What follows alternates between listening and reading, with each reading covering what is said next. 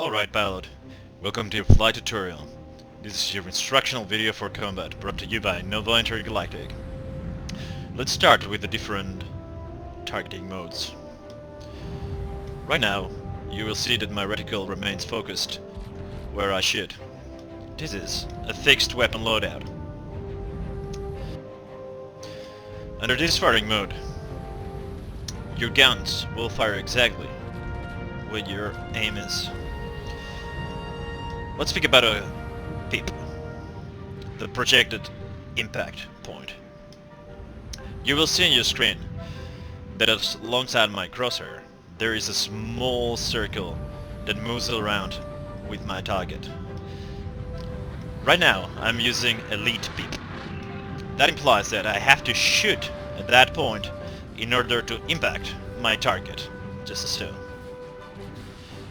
If I shoot any other point, the velocity of my target will imply that the shot will miss. Now, I'm currently using the elite PIP mode. You can also, if you so prefer, change into a lag pipe. That implies that now my shots, despite going where my crosshair is, will impact, considering my velocity and the velocity of my target, where the lag pipe is. So if I want to impact my target, I have to ensure that the shot is delivered at that point.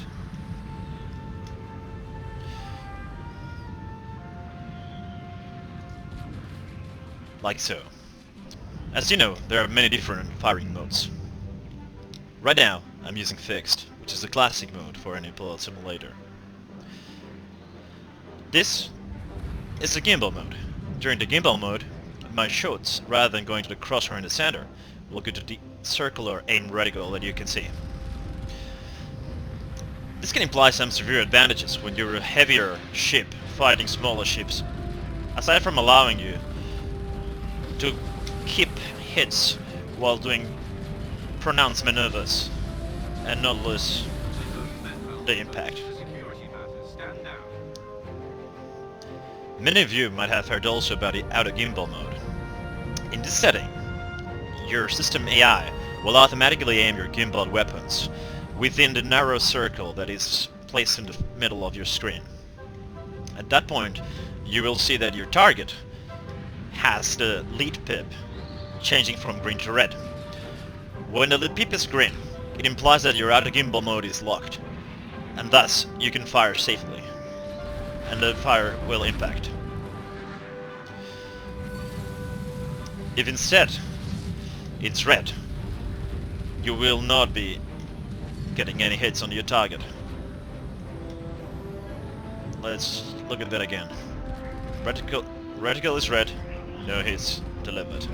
Reticle green, the hits will surely strike. All of your weapons have an effective firing range. That means that, despite being within the reticle, despite being in the area that the lock would happen, firing at 3,000 meters with a Gatling gun and some neutron repeaters will not yield any results. For optimal efficiency, know which is the optimal aiming range for your weapons. Below 1,000 meters this combination is deadly. You will need to choose a weapon loadout that is suitable for your ship. Choosing a loadout that will only engage at close ranges will benefit mostly agile, nimble, fast fighters. If you try to do that with a freelancer, you'll probably be hitting no one, because your weaker, smaller opponents will be much more agile and will be able to move out of your effective firing zone. Targeting is quite an important part of fighting. The basic targeting mode is hostile nearest.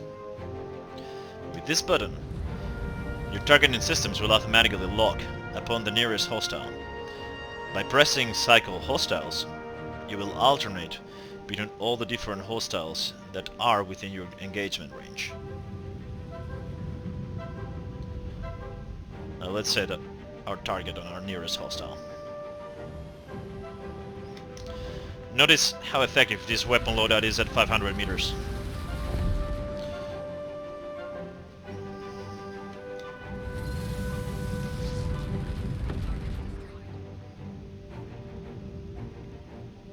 If you understand your weapon loadout, you'll be able to much more efficiently leverage your advantage in combat.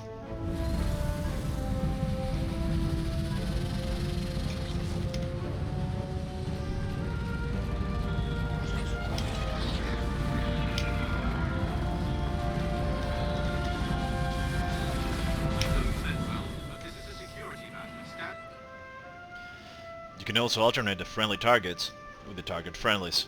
That will allow you to know how are your colleagues faring in this fight. Now, let's get a bit more advanced option. You can also select a target rather than the ship, which will always attempt to do the maximum damage that will disable or destroy the ship. You can target the subsystems of a ship. In this case, let's target the motors of this Connie. The Constellation is a remarkable vessel with a lot of resilience and important firepower.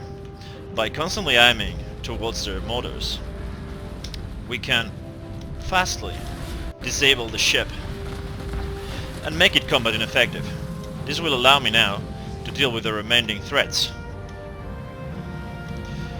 without the danger of the Constellation blasting me from a dead angle.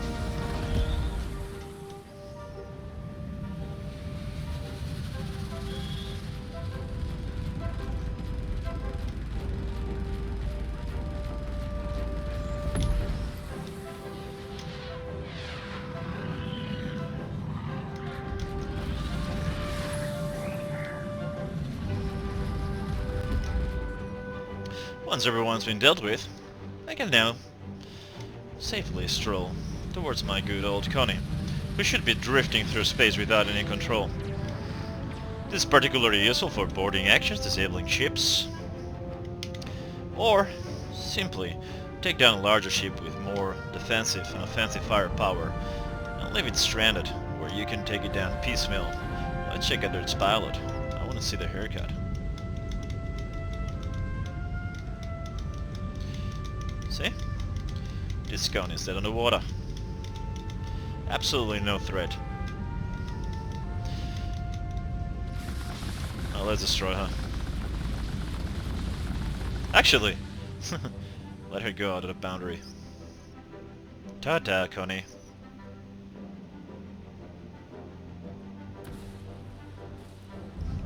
As a general rule of engagement, you can use a lead or lag strategy. With a lag strategy, you will always try to find the tail of your opponent. You need to situate yourself behind your target, giving you a nice, clean firing lane. Now, you can see this problem I'm suffering going against a Buccaneer, a faster ship than mine, using this method. It's hard to find a tail of an enemy who is actually maneuvering with any level of agility. Instead, what you can do is use a lead strategy. In that circumstance, you will actually aim your ship towards the projected curve of your enemy and start firing as it engages, converging then to a lag strategy. It's particularly useful with ships that are faster than yours. Let's now look at some more lead versus lag approach patterns. I'm facing Buccaneers, so it will be good to illustrate the different advantages of every system. I'm mostly going to use a lead approach since they're faster. Rather than trying to get its tail, I'm just going to aim my ship towards the projected vector that the ship is taking. And only opportunistically, I will switch to a lag strategy.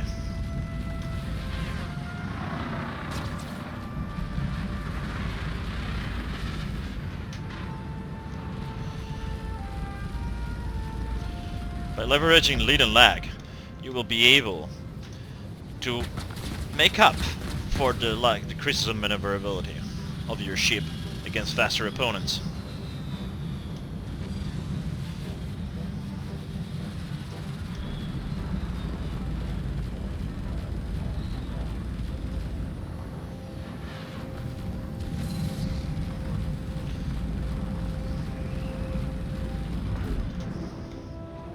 Let's set the parts of my shell to the front.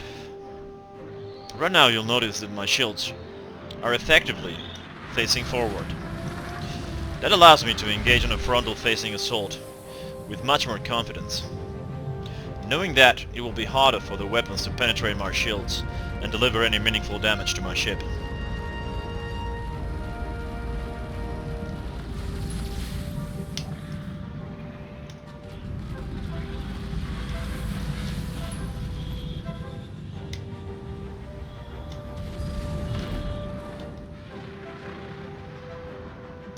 Take into account though that right now my ship is extremely vulnerable to attacks from the rear. You can play with the level of deflection of your shields. Right now let me reroute just partially my power to the front. This will allow me to joust, whilst being relatively safe if someone engages me from the rear. Look at those beautiful shields.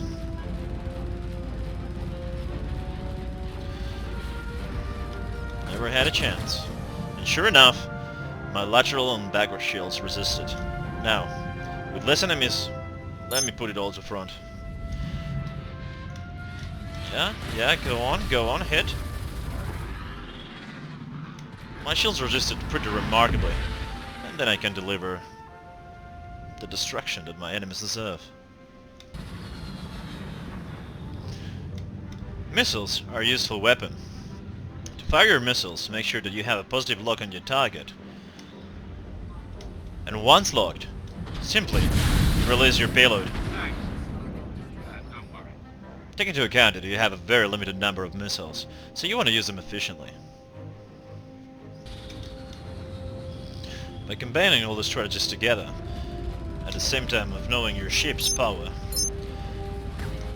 you will be able to maximize your efficacy in combat.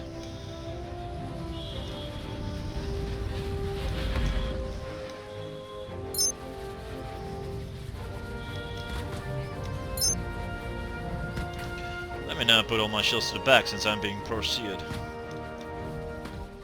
And rotate over myself.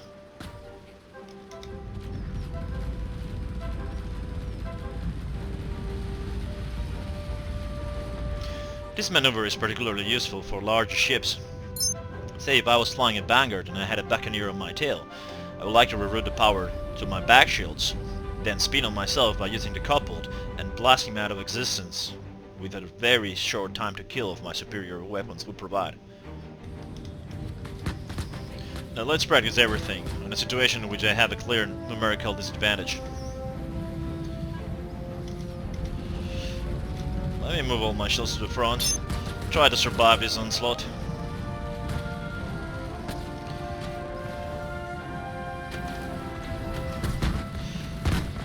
Right now this is a risky situation. If someone gets my 6, I'll be in deep trouble. Thus I have to reset and always orientate my most effective side against my enemies.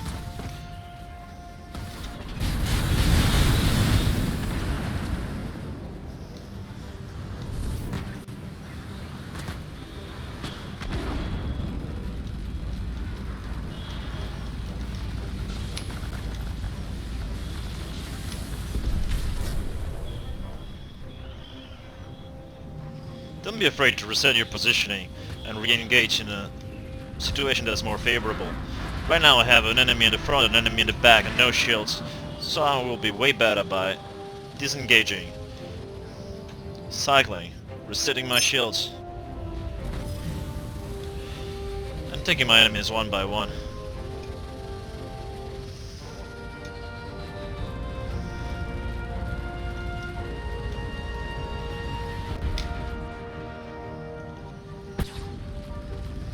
That's a Zirconium. Let's disable its motors.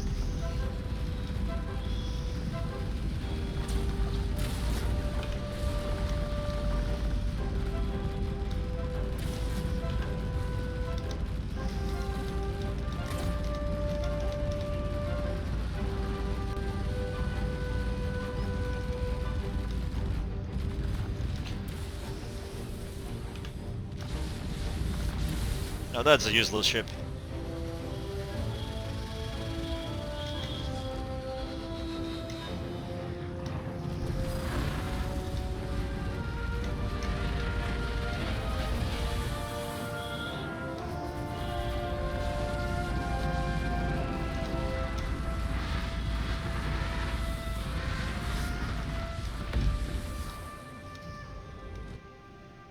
Knowing your ship will allow you to use it at the best of its abilities. Make sure to check out Flight Mode Tutorial.